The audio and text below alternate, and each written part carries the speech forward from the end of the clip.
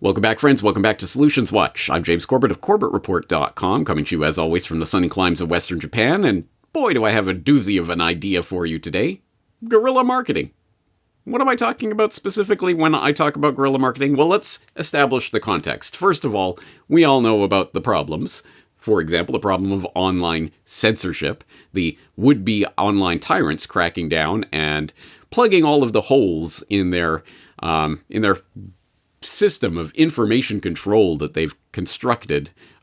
People are passing information that we don't like back and forth. We better create an entire narrative about how they're destroying democracy and work feverishly to, censor them and ban them and squash them from every platform. Anyway, you know about that, either directly, not being able to post certain things to Facebook or what have you that you used to in the past, or you have seen your favorite independent media producers being squelched off various platforms like YouTube or Patreon, to name a couple. Well, okay, so that's one problem. And another problem is, as I'm sure everyone in the audience can relate to, so many people today being inundated by so much information that they're consuming on their screens, so passively scrolling through their feeds, that it all washes over, and the end of the world is about the same as the latest sports ball score. It's all just content that they're just scrolling past mindlessly as they zombify in front of their Black Mirror, right? How do you reach people in this environment? When A, you're being censored, and B, even if you do manage to get through to people, are you really getting through to people at all? Well, how about reaching out and touching them in the real world with something that, hopefully will gain their attention?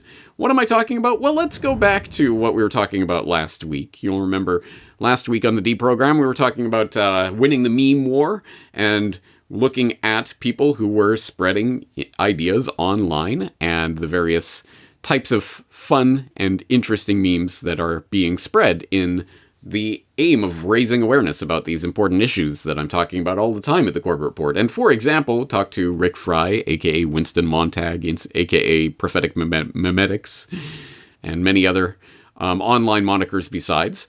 And obviously, he did talk about the problem of censorship and having many of his accounts banned over the years, of course. So, he has a meme about that as well. So what do you do when you're sick and tired of censorship and shadow bans? And he has a number of pictures of homemade signs advertising thehighwire.com. All right, you're going to block this from me from posting this on Insta? All right, well, here it is in the real world. Try censoring that algorithmically. So anyway, very, very, very simple, very basic tool, but in some ways in this modern digital technological age, sometimes we seem to forget about the ways you can actually communicate with people in the real world that doesn't have to do with the device. So good to keep that in mind and good to see an example of that. That's just one example of many that I'm sure we could think of. And here's another. This came across my desk recently, quite literally. Someone sent a meme postcard into the P.O. box. So as you know, of course, you can send stuff to the P.O. box, the Media Monarchy P.O. box that is listed on MediaMonarchy.com. And every once in a while, Pilata will send a package over with stuff that has been sent for me. He'll send it over to Japan, and I got this recently. So this is a postcard showing Democrats and Republicans, regardless of your preference. They're both made of poison, which I think is an apt meme, and certainly, hopefully will unlock the mind of a propagandized statist or two. But okay, so this is a meme, but it's not being shared on Snapchat. It's in the real world. What is going on here, guys? Oh, okay. So you could quite easily get a number of these printed up. This is really just on standard photo stock paper, actually. So it could be printed up at home, actually, or at the local print shop, if such things exist anymore in North America. I don't know anymore. But anyway, this is relatively cheap to produce, but it is something physical. It is something tangible. It is something that you could stick in people's mailboxes or on their windshields or hand out to people, or that's something that actually has some real world weight to it that might be worth at least interested glance. And hey, why not take advantage of the real estate on the back of this by putting, say, a QR code there that could link to more information about this subject. So maybe you have a documentary about this, or maybe you want to link to a Corbett Report piece. Hey, great. But how do you get people to sit down and watch a big Corbett Report documentary? Well, make an interesting, captivating little image or meme or something that you could print out and put in the real world that will capture people's attentions. And maybe it'll only be one person in 100, maybe one person in 1,000 will bother to follow that QR code, but there's another mind that may or may not be unlocked. So there are lots and lots of different ideas. Every time there's a problem, it's really just an opportunity to find interesting ways around that problem. And so I think that's the spirit of this guerrilla marketing that I'm talking about. Ways of getting around the online censorship and the online flood of information to actually reach people in the real world in ways that are, attention-getting, shall we say. And when we're talking about attention-getting, rule-skirting, interesting ideas related to activism, of course, I'm going to bring up Ernie Hancock of Freedom's Phoenix, who runs, of course, the Declare Your Independence radio program, which you will know that I'm a regular bi-monthly guest, depending how that works. Bi-weekly is once every 2 weeks, or is it twice a week? Bi-monthly is once every 2 months, or twice a month? Anyway, you get it. I'm on Declare Your Independence every other week with Ernie Hancock, and we're talking about a number of things, including his activist projects. He's always got something on the go. And in that regard, we're going to talk about an idea that you should be familiar with if you are a longtime Corbett Reporter. Specifically, I'm talking about episode 333 of the Corbett Report podcast from 2018 on 5 privacies you didn't know you lost. If you don't remember this episode, I will suggest you go back and give it a listen or a re-listen, or read through the transcript or watch the video, because it has some interesting information in there, I hope, I trust, including the first one, which I hope was new to a lot of people, the privacy of garbage. Not something that you would tend to think about, or at least not something that I would tend to think about. You throw stuff out and it magically goes away, right? And that's it. Well, no. First of all, it's important to know that your garbage says an awful lot about you, and a lot could be gained from going through someone's garbage to find out more about them. But who would do that? Who would be interested in doing that? Not an average human being, but the psychopathic, inbred, eugenicist, twisted elitists who claim to rule over you are not your average person. And boy, if there is a way to exploit some sort of loophole or something to find out more information about you that they can use as leverage and possibly prosecute you, boy, you better believe they'll think about it. So, no surprise, yes, they have thought about it. And as I detail in this episode, in fact, in case you didn't know, prosecutors have been arguing for decades that you have no right to expectation of privacy in your trash, and no special license, permit, warrant, or secret agent badge is required to rummage through your rubbish. That's right. The agents of the state, at least in certain jurisdictions in the U.S., have argued in court on the record that garbage is fair game. You throw it once it goes out on the curb, anyone can rummage through it for any reason whatsoever. And so I talked, for example, about a Portland case back in 2002, talking about someone who had their garbage raided in the 90s, and it became this big political scandal. And then they started raiding the trash can of the DA and the police chief and the mayor and people who had supported this idea. And suddenly it's a bad idea. No, you can't do that to us. Anyway, I do talk about that in this episode. So once again, do go back and give this episode a re-listen if you need to. But once again, every problem is a potential opportunity, right? And so when I am detailing these horrible things that the they, them, those are doing to us, we should also always have our thinking caps on for, well, how does this play? Maybe this could be a double-edged sword. Maybe there's a way to use this against the they, them, those that are trying to use it against us. So, so they declare once it hits the curb, it's public, fair property, fair game. Anyone can come in and raid it or do what they want with it, right? Well, how can we use that for our benefit in an activist sense? Well, hopefully you already do know the answer to this, and that's because you will remember back last December, I had a conversation on Solutions Watch about open source education, which hopefully you've checked out by now. You'll remember that website. It still exists. It's still there. I hope you use it as a resource. I think it's a great place to be directing people, especially normies of the conspiracy of avoidant personality type, might be more interested in open source education, an educational project to teach people about history and science and other just basic education topics. And anyway, you will know about this if you've at least seen this Solutions Watch episode, opensourceeducation.online, and you'll know that in this episode I do talk to Ernie Hancock about that whole website, and it was really his impetus, it was his idea, he brought it together, and I created the website, and now it exists. So thank you, Ernie Hancock, for that. And you will remember that I linked to the conversation from last November from the Declare Your Independence radio show, where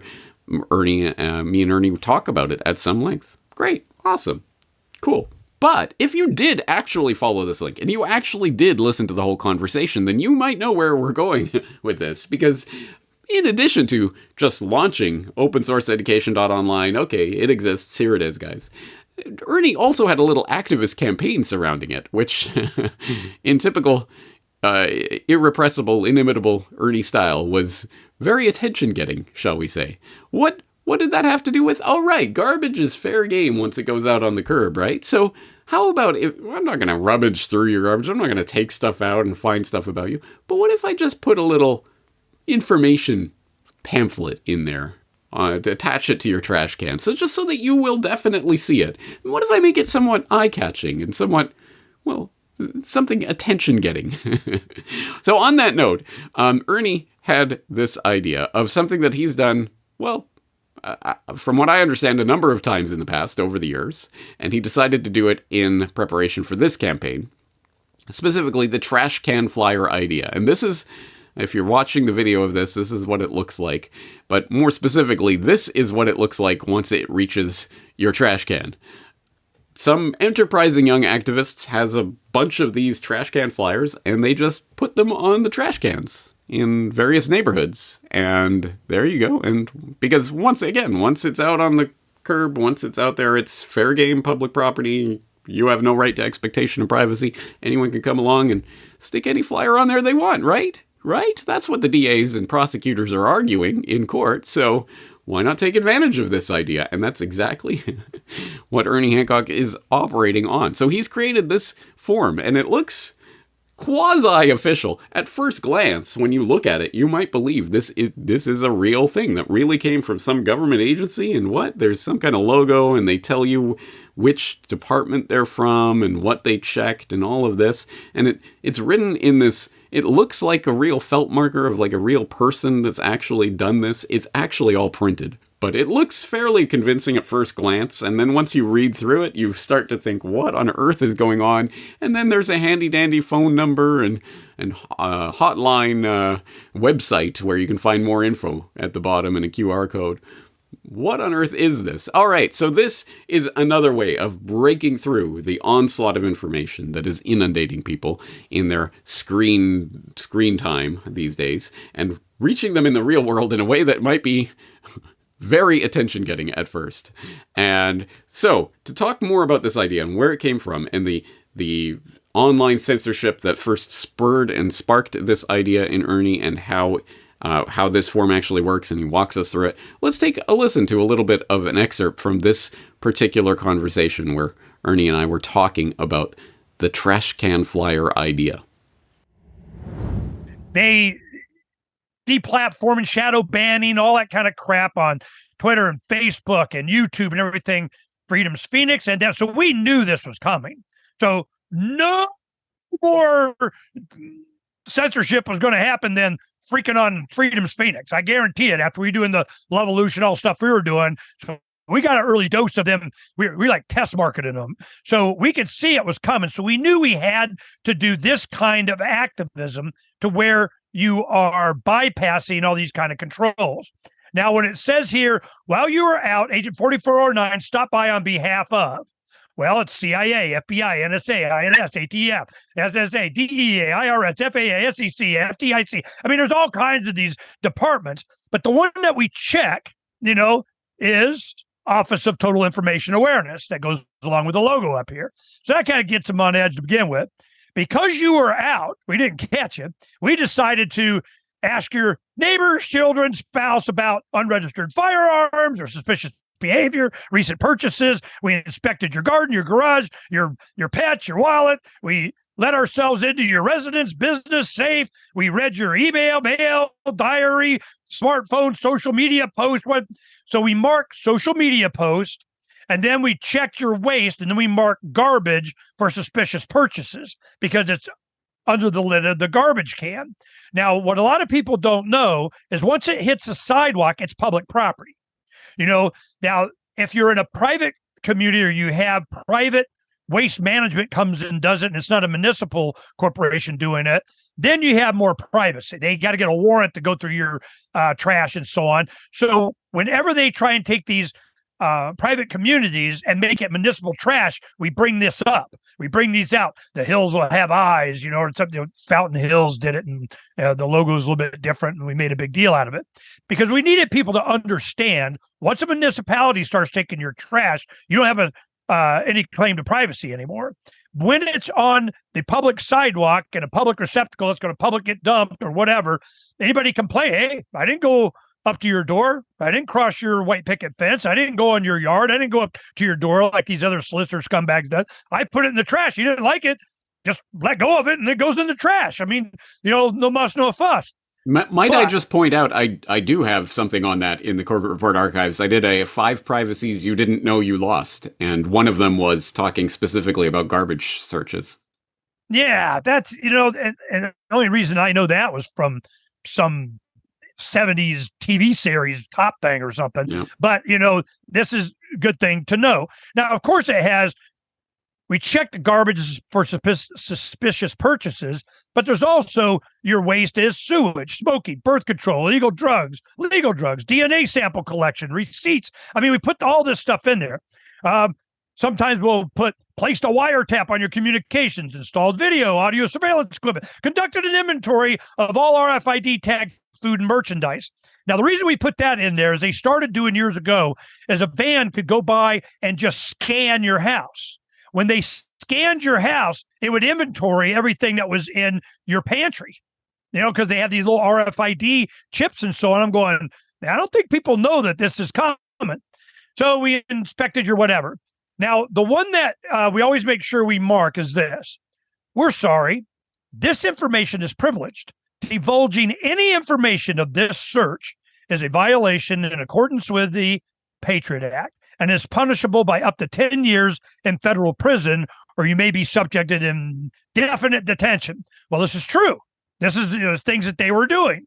You go, hey, man, you're not allowed to tell anybody that we did this. So, of course, that kind of gets some of these guys nutted up. Then, as a result of the visit, feel safer knowing that your government is doing all it can to protect you. You are considered a person of interest, and your purchases may be monitored and your bank accounts frozen. I don't like that one. You are under arrest or advised to turn yourself in immediately. So, those don't get checked often. But this one is the one, this is the psychological buildup up to the last thing here. Now, we've done it for mandatory vaccinations, registering firearms, Second Amendment violations, surveillance, all kinds of stuff. And we were able to put it all into one here. To receive your free CBDC wallet, central bank digital currency, you may be required to update your vaccination status and register your firearms. For more information, please call these 2 numbers.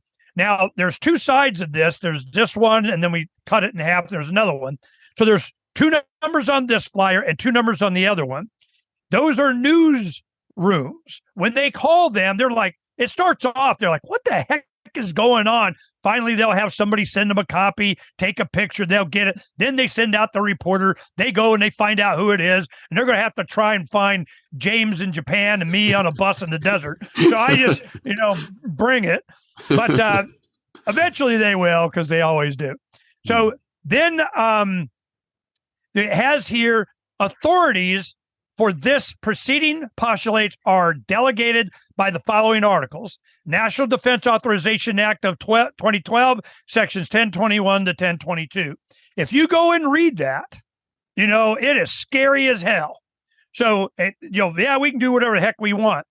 For more information, aztiphotline.info, QR code, we know the truth. And then, again, we are sorry that we missed you, but rest assured, we know where you live. By the time you get through this, you're kind of going, but for the statist out there, it's already pissed them off. Mm-hmm. And there's nothing they can do about it. Now that doesn't mean there's nothing. They're gonna something Ernie one of these days, because they can't. Well, before they something Ernie one of these days, you can catch him at freedomsphoenix.com, where you can find, in the show notes for today's episode, obviously the link to that complete conversation where we talk about open source education and this guerrilla marketing campaign to raise awareness of it. And there's a lot to be said about this kind of campaign and the interest that it inevitably generates, because you better believe people who might scroll past something through their newsfeed as they're just going mindlessly about their day probably will take a second look at this notice from some government official about searching my garbage. What is going on here? It certainly does generate attention at any rate.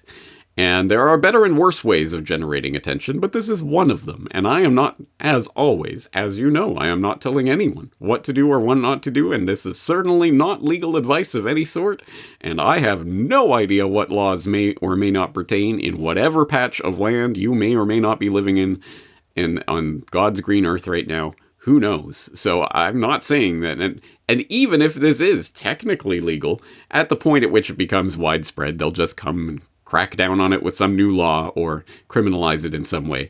But hey, at any rate, this is an idea that exists in the world, and I think it's an interesting one with some interesting results. And it really does at least provide an answer to the question of how do you get people to understand the gravity of the situation? How do you inform people about, for example, in the U.S., about the Patriot Act and the absolute evisceration of the Bill of Rights that act represents, and the secret searches and the indefinite detentions of the NDAA 2012 and all of these other bits that are documentable and verifiable and right there on the record in black and white. It's not a secret hidden agenda. It's out there in the open. But how do you get people to even pay attention to it? Well, sometimes you might have to, get their attention in ways that may not be obvious at first. And I can attest to the fact that this particular trash can flyer campaign has generated some interest among certain sheriff's departments that have gone to the trouble of posting notices up on public billboards to watch out for this scam in your trash can, folks. We believe it might have originated in Puerto Rico or something. Okay. Anyway, who knows? And as I say, I'm not telling people what to do or what not to do or giving any sort of legal advice, but I am saying put your thinking cap on, because I think it is an important and perhaps an increasingly important question to answer. How do we break through not just the censorship, but also just the wall of noise that people are generally subjected to day to day, to get them to take a look and stop and contemplate the very, very serious nature of the things that we are talking about here. I mean, it is a huge deal that the government, literally, the U.S. government says it can come and abduct you and hold you indefinitely as an enemy combatant, and you have no legal recourse to that whatsoever. They can come and search through your garbage. There will be CBDCs coming. They're going to do all of this. This is not pie in the sky stuff. How do you get people to look at this reality square in the face? Well, you know what I do. I do the Corbett Report, and I put this information out there, and that's my role in all of this. This is what I'm doing. I'm putting information out there. But how do you get people to pay attention to the information? Well, that's something that you're going to have to think about in your own life and in your own ways. And I'm very interested to hear some other creative ideas, suggestions, things that people have actually done, actual activist campaigns that you have done, or that you have seen or participated in or read about, and their results, or things that you are thinking of doing and perhaps want to get information or advice or feedback about.